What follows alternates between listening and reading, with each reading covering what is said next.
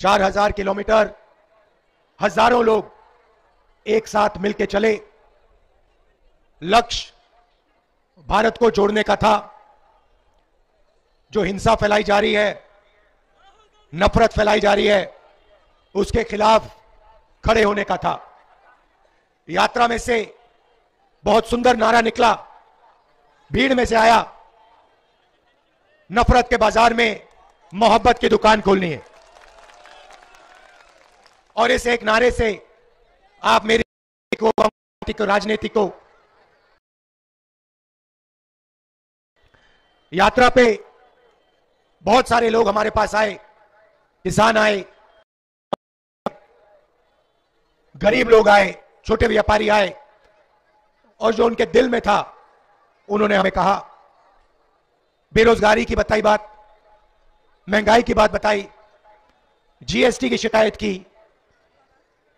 दिल खोल के लाखों लोगों ने हमारे सामने अपनी बात रखी। बीच में दूसरे प्रदेश से भी लोग आते थे, यूपी से आए, बंगाल से।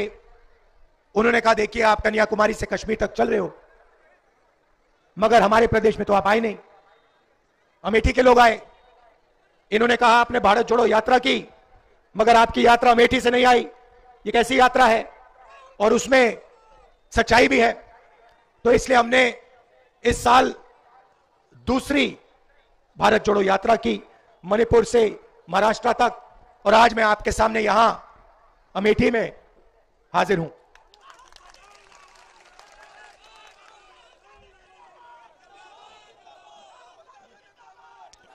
मणिपुर में आग लगी हुई है। मैं आपको मणिपुर के बारे में बताता हूं।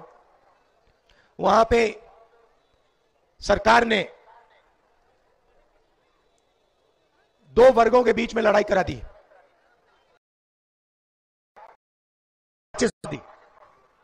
एक तरफ मेइतेई समाज, दूसरी तरफ कुकी समाज। आज नहीं जा सकते। मैं आपको अपनी बात बताता हूं। हिंदुस्तान के एक प्रदेश में क्या हो रहा है, हम गए, दोनों समाजों ने हमें बुलाया, मेती समाज ने भी बुलाया, कुकी समाज ने भी बुलाया। पहली बार मैंने अपने राजनीतिक जीवन में यह ऐसा देखा है। जब हम मेती समाज के, उनका हमें मैसेज आता है कि देखिए हम आपकी स्वागत कर रहे हैं, हमने आपको बुलाया है, आप आइए, भारत जोड़ो यात्रा में आप आए हैं, हम आपका स्वागत करते हैं, मगर अगर आपकी सिक्योरिटी में कोई भी कुकी समाज का व्यक्ति होगा, हम उसे गोली मार देंगे। तो कृपया करके आप कुकी समाज के लोगों को अपनी सिक्योरिटी से निकाल के, परे करके हमारे यहां आइए। मैं हैरान हो गया। हमने कुकी समाज के लोगों को सिक्योरिटी से निकाला, हम वहां गए, बहुत अच्छी तरह हमसे मिले, हजारों महिलाएं मिली, अपने दर्द के बारे में बताया, वहां लोग मारे गए, घर जलाए गए, उसके बारे में बताया। उसके बाद हम कुकी समाज के यहां गए, वही बात कुकी समाज ने हमें कही। जैसे ही हम वहां पहुंचे, हमें कहते हैं देखिए हम चाहते कि आप यहां आए, मगर मेते समाज का आपका कोई भी होगा सिक्योरिटी वाला, हम उसको गोली मार देंगे। तो कृपया करके मेती समाज के लोगों को आप निकालिए और फिर आइए। हमने मेती समाज के लोगों को निकाला, हम गए, हमारा वहां स्वागत हुआ, उन्होंने अपनी बात रखी, उन्होंने बात रखी और फिर हम वापस गए। मैं आपको ये क्यों बता रहा हूं, क्योंकि आज मणिपुर में हिंदुस्तान की सरकार का कंट्रोल ही नहीं है। हिंदुस्तान की सरकार अपने सिक्योरिटी में जिसको चाहती है नहीं भेज सकती है। सिविल वॉर हो रखा है, आग लगी हुई है वहां पे, 6-7 महीने से लोगों को गोली मारी जा रही है, और आज तक हिंदुस्तान के प्रधानमंत्री मणिपुर नहीं गए, आज तक जा नहीं सकते। यह हालत है। तो मणिपुर से हमने इसलिए शुरू किया, उसके बाद अरुणाचल, नागालैंड, उड़ीसा, बिहार, झारखंड, हम यूपी आए। कल मैंने देखा अपनी आंखों से वाराणसी में यूपी की सच्ची हालत। सड़क पे रात को हजारों युवा शराब पिए सड़क पे लेटे हुए, वाराणसी में बाजा चल रहा है, शराब पी पी के पूरा आपके युवा वाराणसी में नाच रहे हैं। और सुबह मेरे पास आते हैं, वो वाले नहीं, दूसरे युवा आते हैं मेरे सामने, ऐसा कागज पकड़, हमारी जिंदगी बर्बाद हो गई, पेपर लीक हो गया। एक पेपर ने एक के बाद एक जो भी पेपर यहां होता है पेपर लीक हो जाता है। मेरे पास रोता हुआ युवा आता है, कहता है राहुल जी मैंने 5 लाख रुपए कोचिंग सेंटर को दिए, 5 लाख रुपए। मैंने सपना देखा था मुझे रोजगार मिलेगा रेलवे में। एग्जाम के दिन जिस चीज के लिए मैंने सालों तैयारी की, वही पेपर, शांत रहिए, वही पेपर एग्जाम हॉल के सामने, एग्जाम हॉल से पहले युवाओं के मोबाइल फोन पे, उनको पहले से पेपर मालूम है, 100% नंबर ले जाएंगे। पढ़ाई 1 मिनट नहीं की, मगर जेब में पैसा है इसलिए सरकारी रोजगार मिल जाएगा। एक तरफ नशा और दूसरी तरफ जो बेचारा रोजगार करना चाहता है, काम करना चाहता है, उसके लिए पेपर लीक। 40 साल से सबसे ज्यादा बेरोजगारी आज उत्तर प्रदेश में है, 40 साल से ज्यादा। यहां पे किसी को रोजगार नहीं मिलेगा, नहीं मिल सकता। सच्चाई है, अच्छी लगे ना लगे, सच्चाई है आपकी। हर मीटिंग में मैं पूछता हूं, उत्तर पिछड़े वर्ग की कितनी आबादी है? आपको मालूम है हिंदुस्तान में पिछड़े वर्ग की कितनी आबादी है, जानते हो? 50%। गिनती करो, 50% पिछड़े हैं। दलित कितने हैं? 15%। 50-15 कितना हुआ? 65। 8% आदिवासी हैं। 65 में 8 जोड़ो, कितने हुए? 73। 73% पिछड़े, दलित और आदिवासी। मैंने माइनॉरिटी की बात नहीं की अभी, उनके बारे में नहीं, वो 50% है। ठीक है, अब मैं आपसे पूछता हूं, हिंदुस्तान की सबसे बड़ी 200 कंपनियों में पिछड़ी जात, दलित और आदिवासी कितने मालिक हैं? एक नहीं है, एक नहीं है। मैनेजमेंट टीम में कितने? एक भी नहीं है। ये मीडिया के लोग खड़े हैं यहां पे, मीडिया में 73% के कितने लोग? एक भी नहीं। चलो प्राइवेट अस्पतालों की बात करते हैं, उनके मालिकों में 73% के कितने लोग? एक भी नहीं। चलो उसको छोड़ो, हाई कोर्ट में चलते हैं, 650 हाई कोर्ट के, उसमें 73% के कितने? 650 में से 100। चलो प्राइवेट अस्पतालों की बात करते हैं, वेदांता, एस्कॉर्ट्स, मेदांता, इनमें से आपके कितने मालिक? 0। बड़े बड़े अस्पतालों में जाओ, बड़े बड़े डॉक्टरों के नाम पढ़ो, उसमें से पिछड़े कितने, दलित कितने, आदिवासी कितने, बताओ? 0, एक नहीं। सरकार में जाओ, 90 अफसर दिल्ली की सरकार चलाते हैं, आईएएस अफसर हैं, बजट को वो बांटते हैं। 73% कितने? 3 ओबीसी, 3 दलित, 1 आदिवासी, वो भी पिछले कमरे में, बड़े मंत्रालयों में नहीं, फाइनेंस मिनिस्ट्री में नहीं, डिफेंस मिनिस्ट्री में नहीं, वो पीछे कमरे में बंद। कहीं भागीदारी नहीं आपकी। अच्छा ये बताओ, 200 सबसे बड़ी कंपनियों का मालिक जनरल कास्ट में व्यक्ति है? एक है।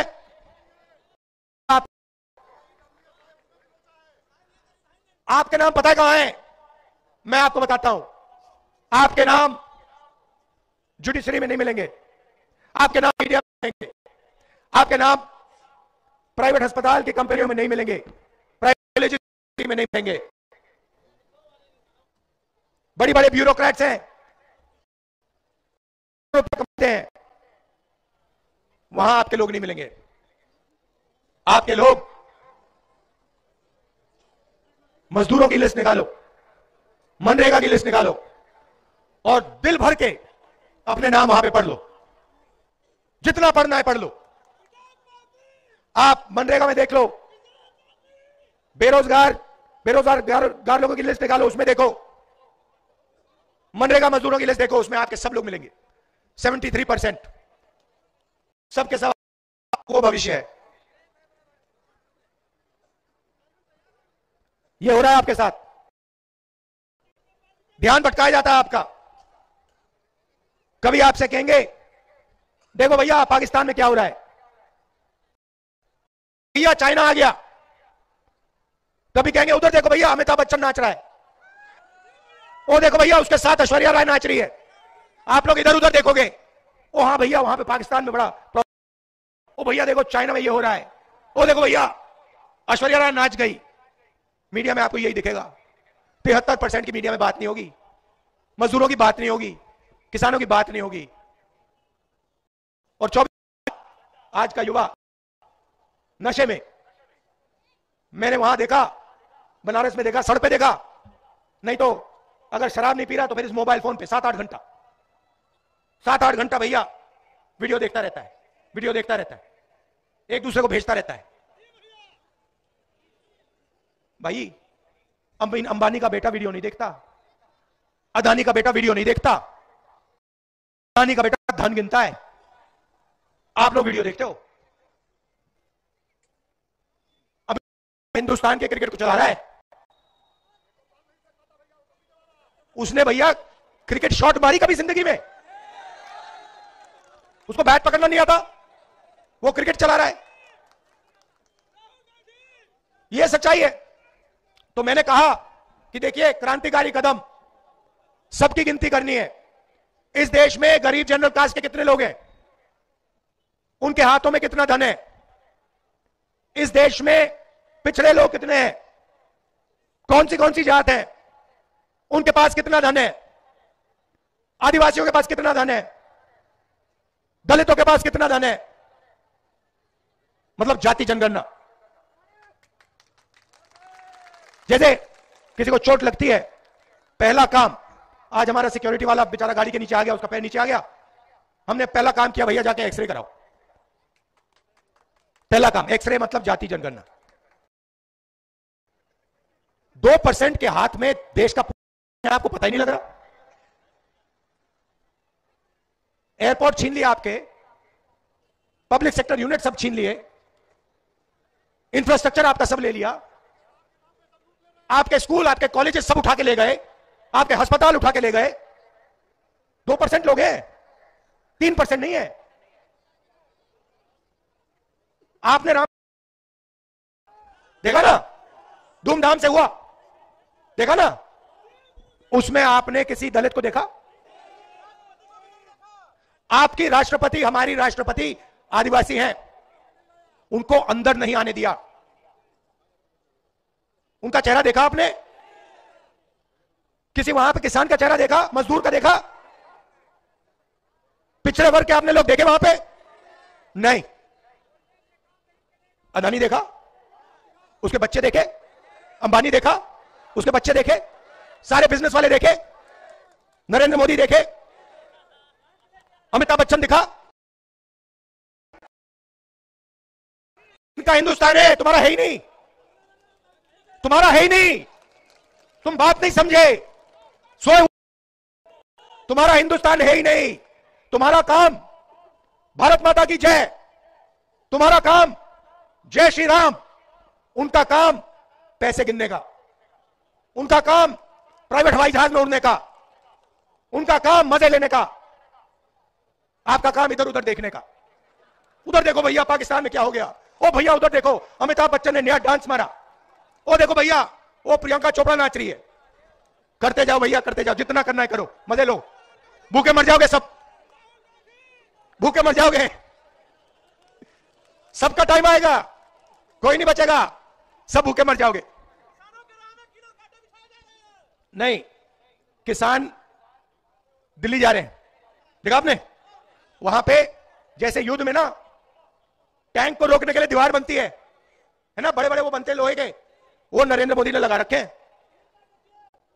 आप फोटो देखी, किसान पुलिस वालों को खाना खिला रहे हैं, किसान पुलिस वालों को खाना खिला रहे हैं, और पुलिस वाले, ये है हिंदुस्तान। आप देखो, किसान समझो, पहले नरेंद्र मोदी जी ने 3 कानून बनाए, उनके जेब में से माल छीनने की कोशिश की। किसान मांग क्या रहा है? किसान कह रहा है हमें एमएसपी दो। इसमें क्या बड़ी बात है? वो 14 लाख करोड़ रुपया 15-20 अरबपतियों को माफ कर देते हैं, और किसान को धान एमएसपी, बड़ी बात है इसमें। हमने मैनिफेस्टो में लिख दिया है, कांग्रेस पार्टी लीगल गारंटी किसान को एमएसपी देगी, और एक्सरे करेगी। भैया बात समझ लो, एक्सरे होगा, जाति जनगणना होगा, सबको पता लग जाएगा इसमें पिछड़े कितने, दलित कितने, आदिवासी कितने, गरीब जनरल कास्ट के कितने। सवाल पूछ, आपको इधर उधर नहीं देखना, इधर उधर नहीं देखना, आपने सुबह एक सवाल पूछना है। ये सोने की चिड़िया है, इसने अंबानी को इतना पैसा, अदानी को इतना पैसा दिया, आज सुबह इसने मुझे कितना दिया, यही सवाल पूछना आपको, और कोई सवाल ही नहीं है। जिस दिन 73% ने यह सवाल पूछना शुरू कर दिया कि भाई मेरे जेब में से हर रोज ये पैसा निकाल रहे हैं, जीएसटी जा रही है मेरी है, पेट्रोल का पैसा जा रहा है मेरा, गैस सिलेंडर का मेरा, मैं टैक्स में भर रहा हूं, जितना पैसा मैं देता हूं उतना अदानी देता है, मैं 1000 रुपए की शर्ट मैं 18% देता हूं, 73% वाला कहता है, और अदानी 1000 रुपए की शर्ट खरीदता है, वो भी 18% देता है। तो जितना टैक्स में देता हूं उतना अदानी देता है, उसको लाखों करोड़ रुपए मिल जाते हैं, मुझे 1 रुपया नहीं मिलता, क्यों? यह सवाल पूछना चाहिए आपको।